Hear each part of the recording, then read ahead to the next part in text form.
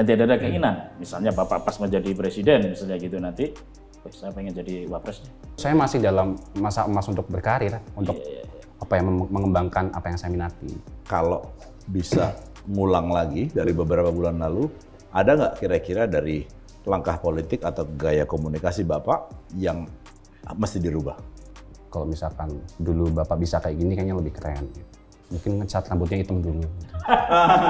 Selama menjadi anak pejabat itu, Mas Alam itu memang dari awal sama sekali tidak pernah mendapatkan privilege, mungkin ya, sekolah lah. Meskipun Bapak, aku yakin mempunyai koneksi segala macam, tapi ya aku mencoba jalur yang sesuai dengan kapasitasku aja. Tertarik masuk PDI Perjuangan juga? Nah, itu masih jauh sih, Gus. Kalau tertarik masuk ke partai, itu mungkin saya pertama perlu kontemplasi.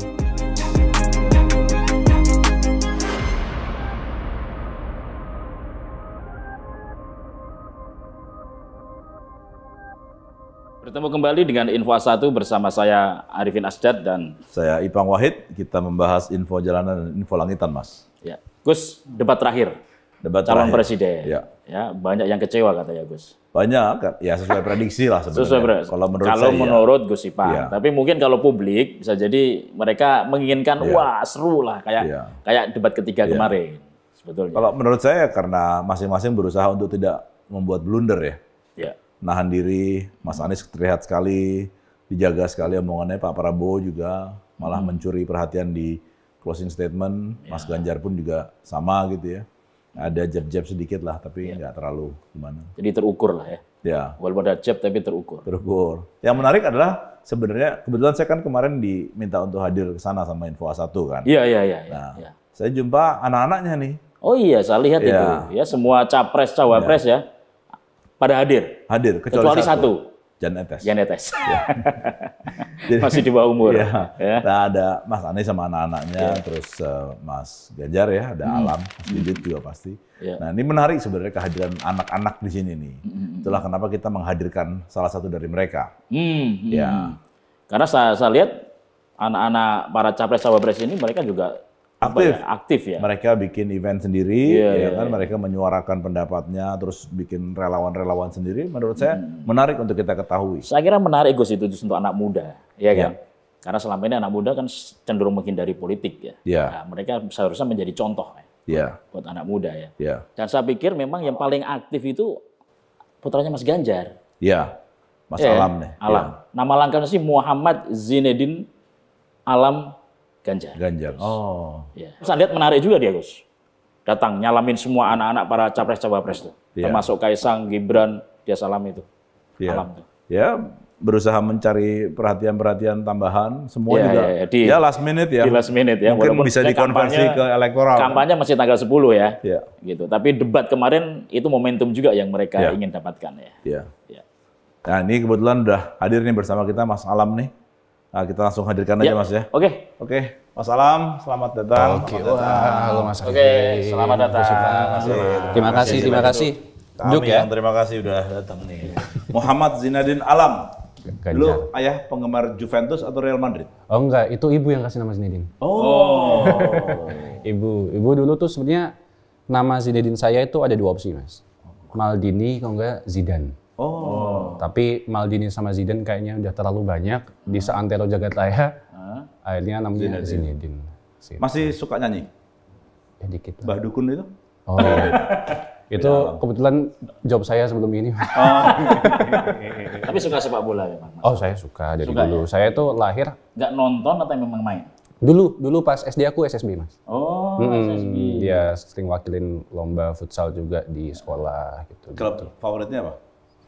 Saya di Black sini Mas, tulisannya Manchester United. Woi. Dari dulu ya? Asyad ini. Dari dulu, dari lahir aku brojol itu nggak nangis, tapi langsung ke GMU Mas. Oh, dahsyat. Sekarang kuliah di? Universitas Gadjah Mada. Teknik Industri. Teknik Industri. Jadi semester berapa? Masuk semester 8, insya Allah. Udah mau lulus ya? Insya Allah. Nggak akan ikut ini kan? Apa? Ayahnya kan katanya 16 semester. Oh. Tergantung. Jangan. Enggak lah. Dulu boleh gitu nggak di DO ya? Sekarang 14 kayaknya maksimal. Nggak boleh ya? Iya.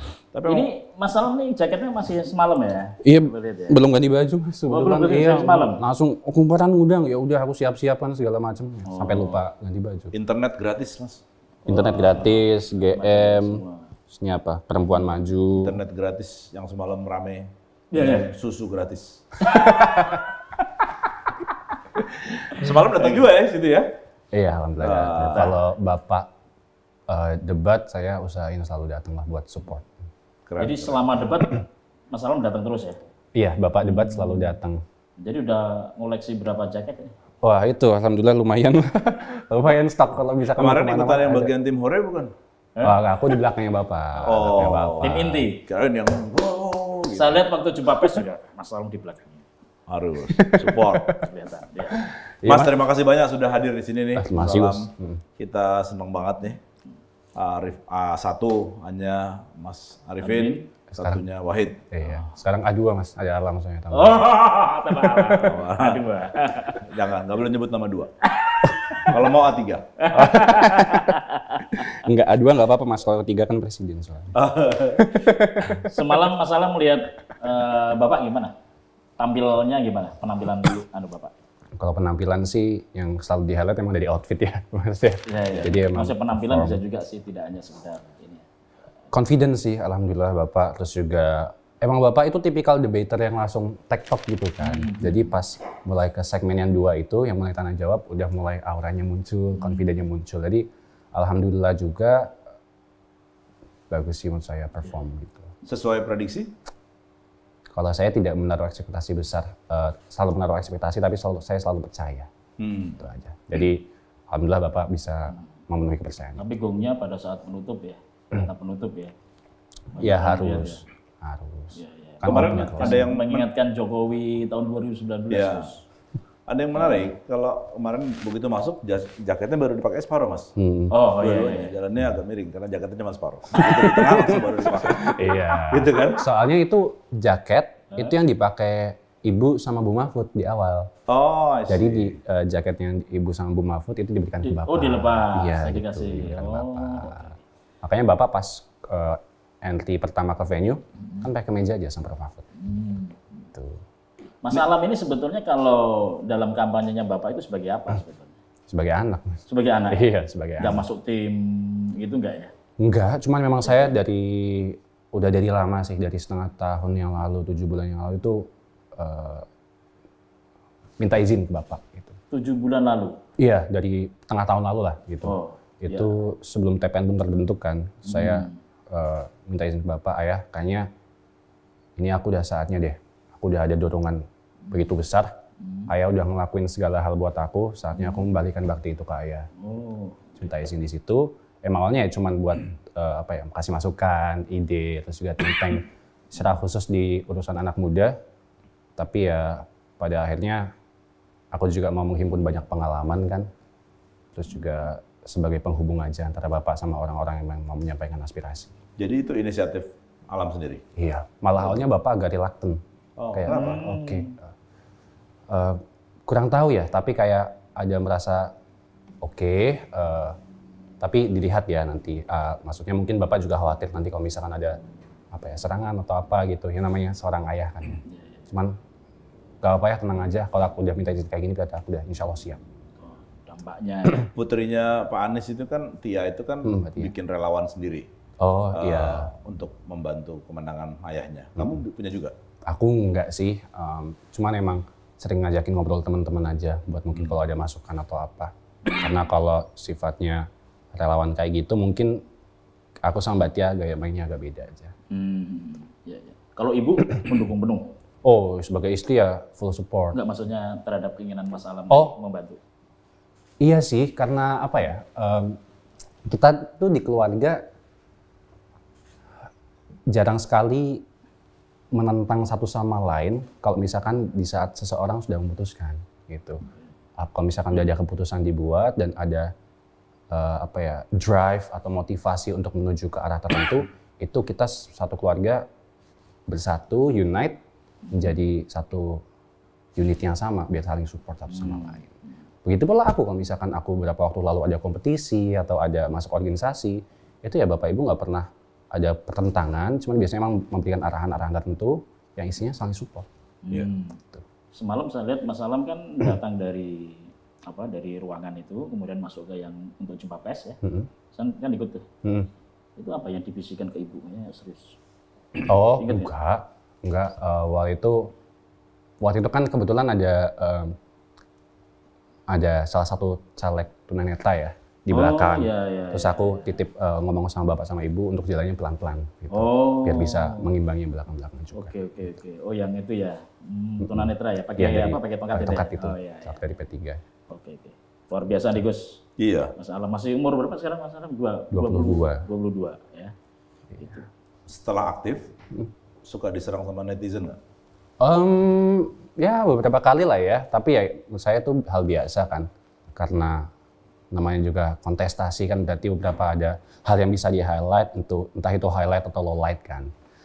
Jadi memang menurut saya hal itu biasa, cuman yang emang menjadi concern adalah bagaimana muncul kalau di sosial media itu persepsi itu bisa dibentuk apabila volumenya masif kan.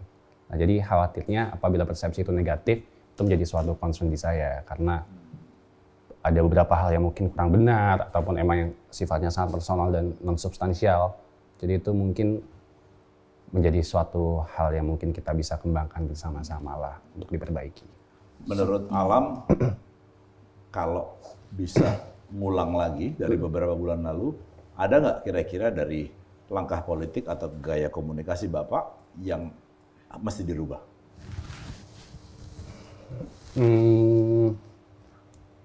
Kalau dari saya sih melihat,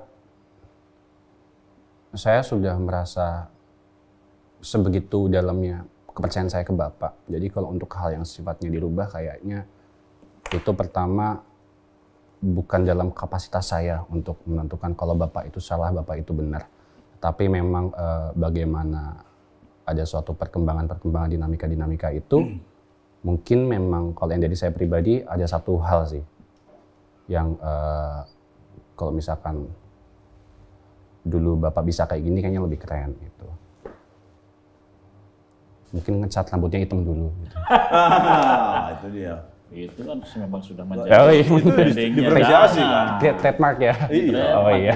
Boleh. Bahkan Presiden Jokowi menyampaikan itu kan secara khusus. Oh iya ya. Iya. Kapan di GBK itu? Oh yang di GBK dulu ya. Rambut putih berkerut. Menurut saya malah kurang kerutnya, jadi harusnya ditambah. Oh ditambah, digadisin gitu ya Gus. Mas Alam, ini kan mulai bantu Bapak lebih aktif gitu ya, itu 7 bulan lalu.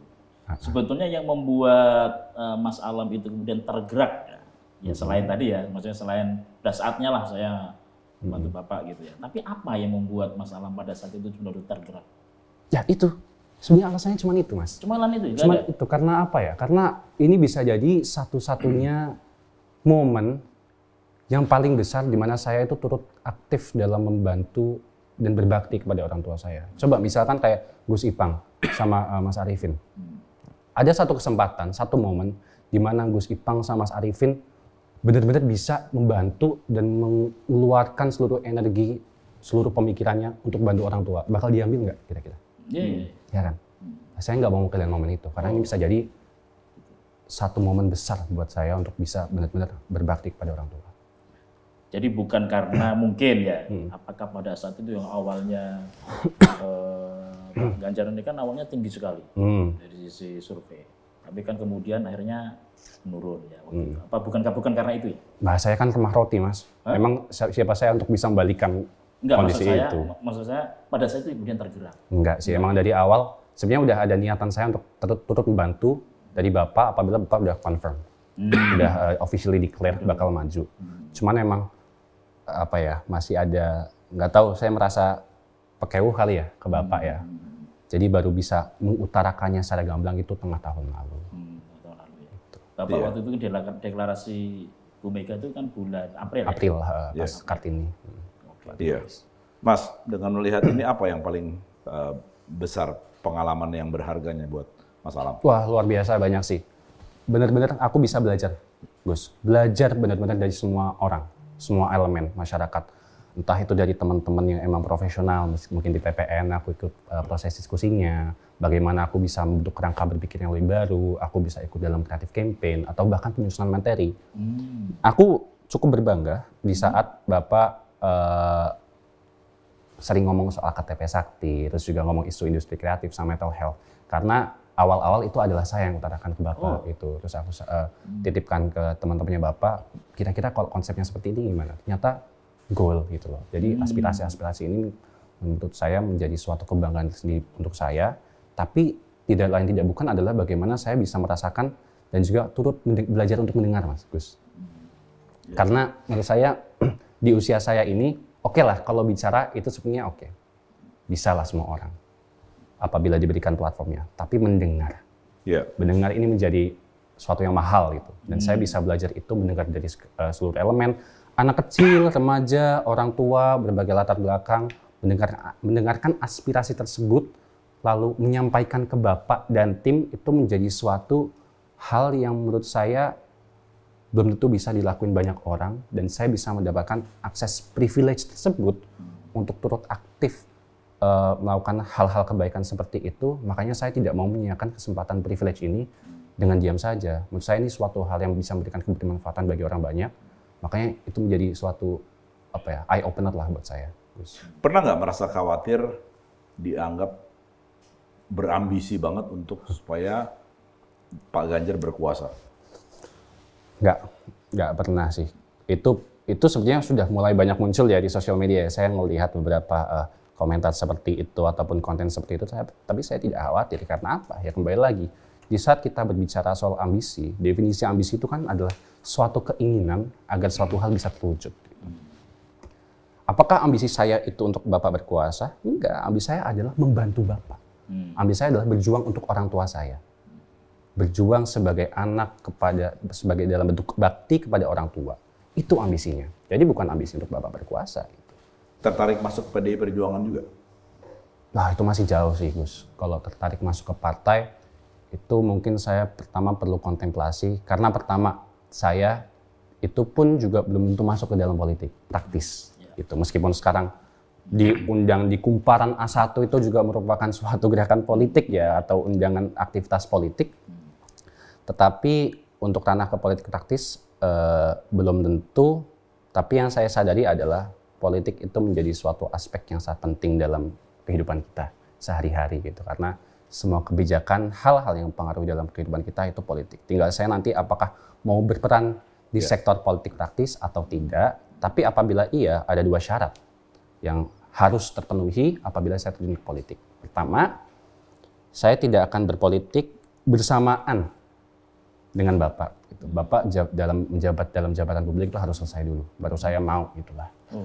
Karena ya itu tadi menghindari konflik of interest, dan juga saya kayaknya merasa cukup aneh aja gitu apabila kami berada dalam satu waktu yang sama. Lalu yang kedua adalah saya sepertinya tidak mengambil politik sebagai profesi saya, tapi politik sebagai tempat mengabdi nantinya.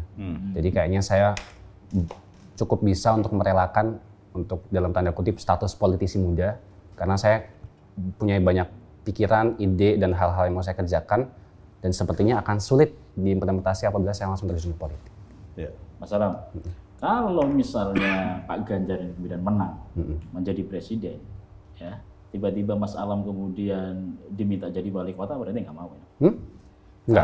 Nggak mau kan? Nolak saya. Ya, karena syarat nomor 1. Betul, dan itu sudah saya sampaikan ke Bapak. Karena emang proses diskusi dalam keluarga itu ya diskusi untuk mencari jawaban terbaik. Jadi tidak ada penekanan maupun tidak ada hal yang ngotot dalam masing-masing individu. Karena kita itu bergerak sebagai entitas yang sama. Dan sejauh ini saya belum pernah sama sekali pertama dipaksa oleh Bapak Ibu, dimarahin oleh Bapak Ibu, dan ditentukan aktivitasnya oleh Bapak Ibu. Jadi saya cukup merasa percaya diri untuk dengan tegas menolak hal tersebut. Apa pendapat Mas Alam melihat Mas Gibran di usia muda menjadi calon wakil presiden? Kalau saya sih itu di luar kapasitas saya sih Gus untuk berkomentar dalam hal itu, karena sejatinya memang sejatinya memang ada, menurut saya proses itu menjadi suatu garis bawah yang sangat penting. Karena dalam berjalannya beberapa waktu ke belakang saya ikut bantu Bapak, itu benar saya akhirnya mendapatkan suatu konsepsi. Saya benar-benar bahagia. Benar-benar bahagia bisa membantu Bapak dan mendapat pelajaran bahwa seringkali kita menganggap bahwa kebahagiaan itu datang saat kita sudah sampai di tujuan. Tapi ternyata seringkali nggak seperti itu. Kebahagiaan muncul saat kita dalam perjalanannya. Dan itu saya dapatkan seperti itu. Seberapa ups and downs, dinamikanya, perjuangan kita, itu yang mungkin akan bisa berikan kita kebahagiaan secara absolut, yaitu perjalanannya. Tapi setuju nggak bahwa anak muda harus diberi kesempatan untuk menjadi penyelenggara negara? Oh, setuju kalau itu. Tapi yang harus digarisbawahi adalah pertama, anak muda itu harus dilibatkan karena pemikirannya, bukan dijadikan sebagai ornamen. Karena seringkali kita melihat anak muda itu dipaparkan emang dalam konteks kosmetik. Padahal anak muda ini luar biasa hebat. Saya ketemu beberapa banyak orang dari Kak Angga MySkill, terus dari juga teman-teman di Bijak Memilih, ada Bigel sama Afu di situ. Mereka punya pemikiran yang luar biasa. Dan harusnya teman-teman seperti ini itu juga turut dilibatkan. Sebagai subjek, bukan objek ya? Sebagai subjek, betul sekali. Makanya perlibatan secara langsung dalam proses penyelenggaraan negara, pengambilan keputusan kebijakan, itu turut mengkolaborasikan anak muda. Karena apa? Apalagi kita mempersiapkan untuk bonus demografi. Di mana sektor usia tertinggi secara kuantitas itulah anak muda. Oleh karena itu kebutuhan anak muda harus kita penuhi secara maksimal. Dan biar kita nggak sok tahu, mereka yang paling tahu. Makanya itu harus ada perlibatan secara khusus tanpa perlu mengkhianati atau mencederai sesuatu hal proses. Gitu. Ya, ini bahasanya halus banget. Iya. Ya, anak muda tapi bahasanya halus ya. Sangat diplomatis. Mesti bermain lebih banyak sama Adian sama Fahri Hamzah. Oh, saya kalau nongkrong malam-malam sama Opung Panda, Gus. Waduh, itu generasi. Itu mentor. Itu jadi Mas Alam sekarang keliling udah berapa banyak kota nih? Wah, kota. Dari 7 bulan lalu ini. Kalau keliling sih saya baru terjun itu sekitar ya pas masa kampanye ya. Masa kampanye. Oh, sebelum ke masa belum? Sebelum ke masa enggak, aku banyak di stay di balik layar, membantu teman-teman tim itu untuk ikut menyusun pemrosesannya seperti apa. Kalau untuk beberapa titik mungkin berapa ya? Kalau kabupaten kota mungkin saya loss of count. Tapi semua provinsi udah sekarang ya? Provinsi belum lah, mungkin sekitar 15-an kali ya, atau ya menuju 15. Ya, ini juga pengalaman yang luar biasa buat Mas Alam ya. Makanya kalau misalkan nggak saya ambil lumayan kan. Karena apa ya, itu kembali lagi pengalaman. Saya di sosial media itu juga lagi starting series pengalaman kan. Karena saya merasa nggak semua orang bisa mendapatkan akses kesempatan ini gitu. Dan ini menjadi privilege buat saya dan tanggung jawab saya. Karena saya percaya bahwa privilege itu sejatinya bisa dibagikan dan bisa diraih oleh orang-orang. Jadi saya ingin membuka akses privilege ini ke teman-teman agar teman-teman juga bisa mendapatkan pengalaman. Karena sejatinya pengalaman tidak harus kita alami secara langsung, tapi kita bisa mendapatkannya melalui cerita dan diskusi orang lain. Ya. Nah kalau Mas Alam tadi kan ide-idenya bisa ditangkap sama Bapak ya, sama Mas Ganjar. Ada nggak anak-anak muda lain juga yang dilibatkan juga di tim? Banyak banget. Kalau yang sering ngomong di depan ya sohib saya, Seno, gitu kan. Tapi dari tim-tim di belakang juga ada Mujab, terus juga ada teman-teman dari organ-organ yang menyiapkan dari Literasi Pemenang, Literasi Perintis, Mentiris Indonesia, ada teman-teman dari TPM juga banyak kan, tim penangan muda itu. Jadi memang banyak sekali. Apa pandangan Mas Alam ya? Ini mohon maaf nih saya sampaikan. Begitu melihat misalnya Mas Gibran, ya kemarin sebagai cawapres, kan pada saat debat terakhir itu kan akhirnya di banyak bilang, wah kok etikanya kurang dan lain-lain. Kalau Mas Alam sebagai anak muda ngeliat itu seperti apa? Anak muda itu kan memiliki banyak sekali energi yang dikeluarkan kan, energi yang perlu dikeluarkan. Dan kami itu memiliki butuh banyak ruang untuk berekspresi gitu. Cuman memang ada beberapa koridor yang perlu kita hargai dan juga kita harus berjalan sesuai dalam koridor itu. Jangan sampai ketabrak kanan kiri dan bahkan melewati koridor itu. Nah, tinggal bagaimana kita anak muda itu bisa menjaga tapi tidak memiliki kekurangan dalam ekspresi kita. Jadi prinsip itu yang harus diseimbangkan. Begitu. Wah, luar biasa ini. Mas, kira-kira setelah keliling sekian lama, ada nilai elektoralnya nggak yang didapat? Wah, kalau itu sih, jujur ya, Gus, saya nggak tahu. Kalau misalkan apakah saya berperan penting dalam proses elektoral itu saya nggak tahu. Karena orientasi saya sejatinya tidak pernah ke sana. Orientasi saya adalah bagaimana saya bisa berbakti kepada orang tua saya. Tapi apabila itu bisa membantu, syukur alhamdulillah. Tapi emang kalau kita bicara soal matriks dan analisis kuantitatif, itu jujur saya nggak bisa menghitungnya juga. Pernah ikutan nginep di rumah warga nggak? Oh, pernah. Oh, ya? Pernah. Waktu di Toraja itu saya nginep. Di Kulon Progo juga saya nginep. Terus juga di Bali gitu. Jadi beberapa tempat emang untuk mencoba lebih berbaur sama teman-teman di sana dan juga mencoba mengimplementasi dan belajar dari nilai-nilai yang Bapak selalu tanamkan di awal. Gitu. Kesederhanaan, terus juga bagaimana kita bisa egaliter dan bisa melihat semua manusia di muka bumi ini setara.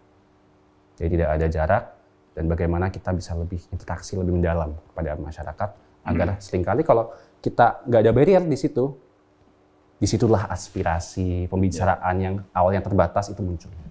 Banyak lembaga survei yang menaruh Pak Ganjar dan Pak Anies di posisi yang jauh dengan Pak Prabowo. Percaya nggak dengan hasil lembaga survei itu? Kalau saya sih pikir kayak gini. Setiap lembaga survei itu punya metodologinya sendiri dan memiliki caranya sendiri untuk mengeruk data. Sedangkan di dalam internal kami juga ada lembaga survei. Tinggal kami pilih aja. Tinggal kami cross tabulasi, triangulasi, kira-kira seperti apa hasilnya. Dan itu yang dijadikan basis jauh ini sih. Mas Salam, ya. Dulu Bapak kan kelihatan ya bahwa akan didukung Pak Presiden Jokowi. Tapi kemudian lama-lama kan kelihatannya akhirnya. Oh sekarang enggak ya? Kelihatannya kan ya kan kalau ini kan udah jelas tuh Pak Jokowi mengarah. Oh gitu. Iya. Okay. Penglihatan kita ya. Gitu. Walaupun Pak Jokowi tidak pernah menyampaikan. Ya, gitu. Nah, Mas Alam melihat seperti apa? Mungkin kan pasti juga memperhatikan kan Bapak pada saat itu, wah didukung oleh Pak Presiden, sehingga mungkin juga elektoralnya jadi naik. Tapi begitu melihat, Pak Jokowi kok semakin jauh dari Bapak, apa yang dirasakan sama Mas Alam saat itu? Kalau saya sih nggak masalah, karena at the end of the day, yang memilih itu kan masyarakat. Gitu. Jadi memang kami menaruh kepercayaan besar itu untuk kepada seluruh masyarakat Indonesia. Dan perjuangan kami itu juga bukanlah perjuangan untuk satu individu atau satu entitas tertentu, tapi untuk masyarakat dan seluruh Indonesia. Makanya orientasi kami selalu bagaimana kami berjuang bersama-sama rakyat untuk bisa memunculkan dan juga merealisasi cita-cita bersama dan menaruh harapan bersama di pundak-pundak orang yang tepat. Nggak pernah ada marah gitu. Saya? Iya. Biasa. Biasa ya. Ya karena politik, Mas. Politik. Kalau Ibu gimana, Ibu? Kalau Ibu? Ya, Ibu. Pernah nggak menyampaikan sesuatu yang kok begini sih sekarang? Ibu ya? Ibu tuh di luar dugaan saya loh. Awalnya tuh saya ngomong di awal, oke ya aku bakal turun tapi aku juga yang bakal jaga ibu gitu. Ternyata melihat sekarang ibu nggak perlu dijaga sama sekali. Karena sangat kuat dan sangat rasional dalam menghadapi sesuatu. Jadi itu saya juga cukup terkejut di situnya. Jadi memang di keluarga kami itu ternyata meskipun kita tidak pernah berdiskusi secara langsung terkait konteks ini, itu benar-benar menaruh politik dalam concern nasionalitas. Jarang sekali kami menaruh sentimen di situ agar apa? Agar gerakan-gerakan ataupun keputusan yang diambil nanti analisisnya seperti apa itu berdasarkan pemikiran kita, bukan berdasarkan sentimen yang kita bawa. Bu Atikoh kecewa nggak dengan sikap Pak Jokowi yang seakan menjauh dari Pak Ganjar sekarang ini? Tidak pernah terlihat sih. Tidak pernah terlihat dan tidak pernah disampaikan juga ke saya. Jadi memang daripada mungkin persepsinya gini ya, mungkin yang terbangun dalam pemikiran kami itu daripada pusing memikirkan hal-hal yang di luar kuasa kita gitu. Lebih baik kita fokus kepada apa yang bisa kita kendalikan, apa yang bisa kita urus gitu. Dan daripada fokus ke dalam lingkaran-lingkaran lainnya, lebih baik fokus bagaimana kita bisa saling menjaga satu sama lain. Beberapa bulan lalu kan, ya sampai sekarang juga kadang-kadang masih ada. Terlihat bahwa PDIP banyak melakukan serangan-serangan kepada Pak Jokowi bahkan keluarganya. Apakah Pak Ganjar, Ibu sama kamu sendiri ikutan dalam orkestrasi itu atau enggak? Enggak sih kalau itu, enggak sejauh itu. Enggak sedalam itu karena ya memang kembali lagi kalau dalam skala kontestasi politik, orientasi kami adalah bukan hanya soal menangkan Bapak atau menangkan nilai-nilai yang Bapak bawa. Tapi ya kita berjuang untuk mensupport Bapak. Itu ya sebenarnya. Itu bedanya sama konsultan.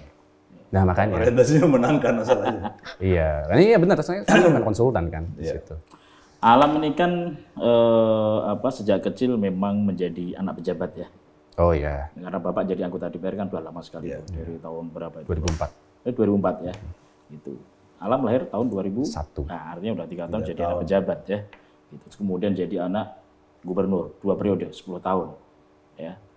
Nah, selama menjadi anak pejabat itu apa? Mas Alam itu memang dari awal sama sekali tidak pernah mendapatkan privilege mungkin ya. Sekolah lah. Dulu SMA 3 kalau saya SMA 3. SMA 3 Semarang itu termasuk favorit dulu. Atau sekarang. Ya. Termasuk UGM segala kayak gitu itu ada.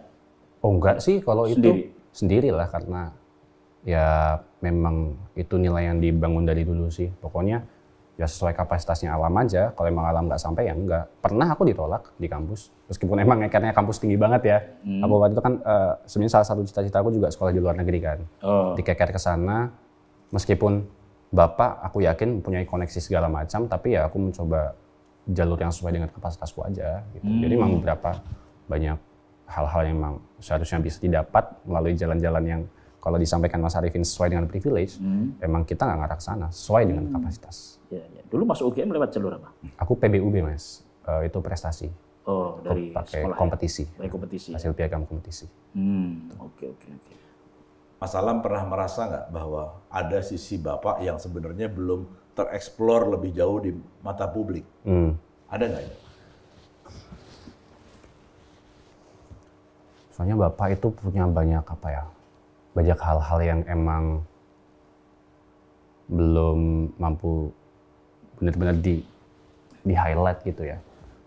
Meskipun sudah seringkali menampakkan kedekatan dengan masyarakatnya, tapi itu belum ada momen di mana yang betul-betul meng-highlight kalau Bapak itu pendengar yang luar biasa baik. Bapak itu pendengar luar biasa yang baik. Satu-satunya momen yang saya dapatkan di media ataupun sosial media itu pas kemarin ada event Gelar Tikar Ganjar di Jogja. Itu ada Mbak Kalis namanya. Semalam juga di-mention Bapak waktu debat. Itu mengatakan kalau Bapak itu pendengar yang baik. Tapi selain itu yang di-highlight hanya soal dekat dengan rakyat, interaksi dengan masyarakat. Tapi bagaimana Bapak bisa mendengar aspirasi, mendengar hal itu dan diinternalisasi diri, itu suatu hal yang belum muncul sampai sekarang. Persepsi itu. Ya. Jadi ini Bapak ya kalau makanya kalau ini mendengar itu Gus. Tadi malam kalau di debat kan sering itu ya, siapa dia menyebut nama siapa. Saya mendengar nama ini sangat kuat ya sebetulnya. Mas Alam pernah ketemu sama Bu Mega? Pernah dong. Pernah. Secara khusus? Oh, secara khusus kayak serius gitu? Bukan, secara khusus maksudnya diundang Bu Mega ngobrol berdua. Belum. Ya. Paling kalau misalkan lagi acara atau lagi nunggu di bandara atau kemarin waktu ke makam Bung Karno. Itu ya, kayak gitu sih acara. Saat kampanye ini pernah? Kemarin di GBK. Oh, di GBK ketemu. Apa yang disampaikan Bu Mega? Mungkin ada pesan khusus? Oh enggak, cuman say hi aja sih. Ya bilang, Mas Alam kamu nanti jadi wali kota Solo gitu enggak ya? Besok kali ya. Kalau kemarin enggak, belum pernah sih itu karena mungkin ya emang saya sama Bu Mega juga orientasinya sama kan, kayaknya emang mengedepankan suatu proses. Mas Alam ini kan akhirnya ketemu dengan para politisi ya, banyak politisi ngetop lah, ya pasti paling sering ketemu dengan teman-teman dari PDIP ya. Oh ya. Ya gitu ya. Nah sebagai anak muda, ya banyak orang melihat bahwa yang namanya politik itu kotor. Oh ya. Gitu ya. Gitu. Nah setelah ketemu dengan para politisi politisi papan atas nih ya, itu Mas Alam sama nggak melihat bahwa ini politik ini kotor? Oh ya. Pertama politik itu tidak sempurna. Jadi kalau misalkan dikatakan bersih atau kotor, dua-duanya betul kalau menurut saya. Jadi tidak ada jawaban absolut di kiri atau kanannya. Cuman yang saya lihat dalam proses berjalannya sejauh ini, ternyata itu politik tidak semenjijikan yang kita kira. Tidak semenjijikan itu. Karena apa? Karena politik ini benar-benar menentukan bagaimana kita bisa hidup ke depannya. Jadi itu yang perlu digarisbawahi, dan yang saya rasa itu juga teman-teman belum paham kekuatan individu masyarakat di Indonesia itu sebegitu kuatnya untuk menentukan arah gerak bangsa. Gitu. Jadi memang sekarang kondisinya tuh Indonesia membutuhkan kita semua. Indonesia membutuhkan teman-teman semua untuk menentukan bagaimana kita bisa bergerak ke depannya. Gitu. Jadi tergantung kita sebetulnya ya. Tergantung kita, dan juga masing-masing individu ya. Secara contoh, secara khusus lagi adalah sepertinya politik itu kotor juga dibangun persepsinya karena beberapa role model yang salah memberikan contohnya, kurang tepat dalam memberikan contoh. Jadi Mas Alam sendiri setelah ikut terlibat, menjadi lebih kepingin masuk politik atau justru menjadi tidak kepingin masuk politik? Kalau saya masih netral sih. Satunya konsepsi yang muncul di situ adalah saya bertambah yakin kalau politik itu penting. Karena saya sebenarnya menganggap politik itu penting, tapi saya nggak sadar kalau politik itu sepenting ini. Percaya nggak bahwa politik itu sangat tergantung dengan uang? Oh enggak. Loh, Bapak emang dulu pas jabat pertama kali apa punya uang? Pas gubernur atau jadi anggota dewan? Nggak punya sama sekali. Ya, tapi kan timnya kan perlu. Oh iya, memang perlu. Semuanya itu perlu. Ya. Namanya kita hidup itu semua perlu uang. Tapi apakah bergantung? Ya. Kalau sekarang gimana? Mungkin sekarang Mas Alam diikutkan ya dengan meeting-meeting dengan TPN. Oh iya. Saya dengar baru meeting dengan Mas Hasto. Mas Hasto. Iya. Oh iya, kan kita bestie. Oh, bestie. Ya, apa yang dibicarakan? Yang dibahas apa meetingnya? Yang enggak, kita fokus aja sama perjuangan untuk beberapa hari terakhir ini. Itu sih, saling berikan semangat satu sama lain. Mas Alam masih yakin atau sangat yakin bahwa Pak Ganjar ini kira-kira menang? Saya percaya bahwa Bapak akan berikan seluruh jiwa, raga, dan semua keringatnya untuk masyarakat Indonesia. Yakin masuk putaran 2 nggak? Yakin masuk putaran 2?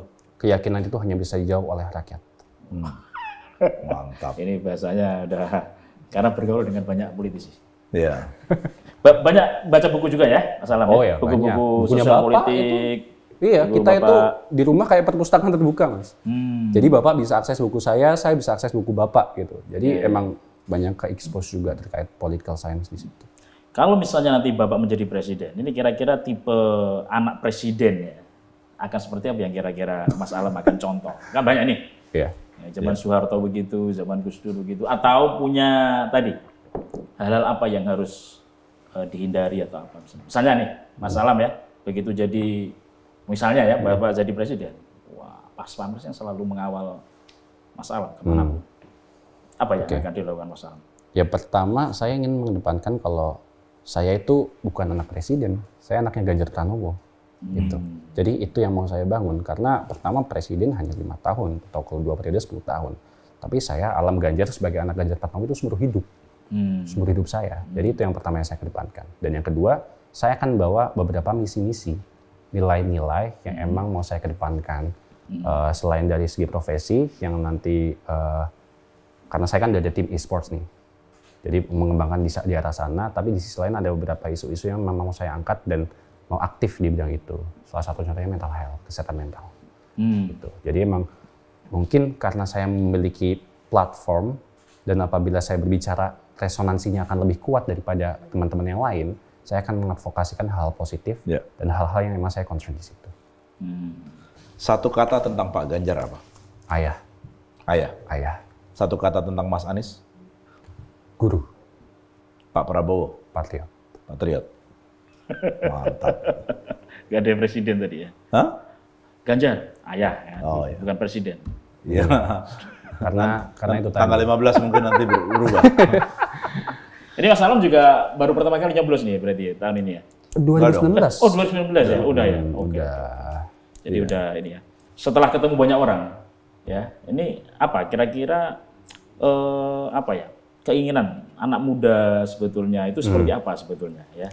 Maksudnya terhadap kepemimpinan, gitu ya, terhadap Indonesia masa depan, itu seperti apa sih? yang ditemukan sama Mas Alam? Saya jawab dari dua aspek ya. Aspek dari yang dicari dari dalam pemimpin dan aspek yang isu apa yang sangat concerning di anak muda. Kalau aspek yang dicari dalam pemimpin itu sebenarnya sangat sederhana, aspiratif dan kolaboratif. Karena kembali lagi anak muda di sini sangat banyak dan semuanya itu orang-orang luar biasa. Jadi perlibatan inilah yang dicari. Bagaimana pemimpin itu bisa mendengarkan dan pemimpin bisa menampung aspirasinya dan diimplementasi dalam proses kebijakannya. Dan bisa mengkolaborasikan berbagai macam sektor, elemen masyarakat, lembaga, institusi yang ada di Indonesia di satu kesatuan yang sama. Karena kita ini Indo, satu. Nah, kalau untuk isu, itu kembali lagi lapangan kerja, Mas. Job security.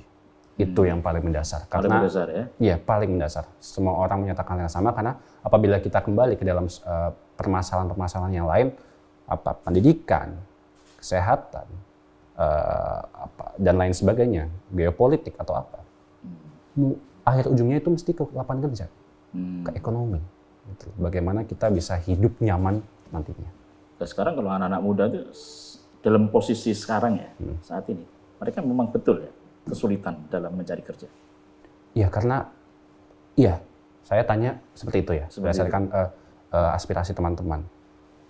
Yang saya lihat, supply pekerja yang mencari lapangan kerja itu tinggi. Tapi saya juga kenal beberapa teman di industri yang mencari pekerja itu juga sulit. Demand-nya juga tinggi. Harusnya kalau supply demand tinggi, bisa ketemu dong. Tapi ternyata ada gap di antaranya di situ. Gitu. Nah, ini yang menjadi PR bersama. Oke.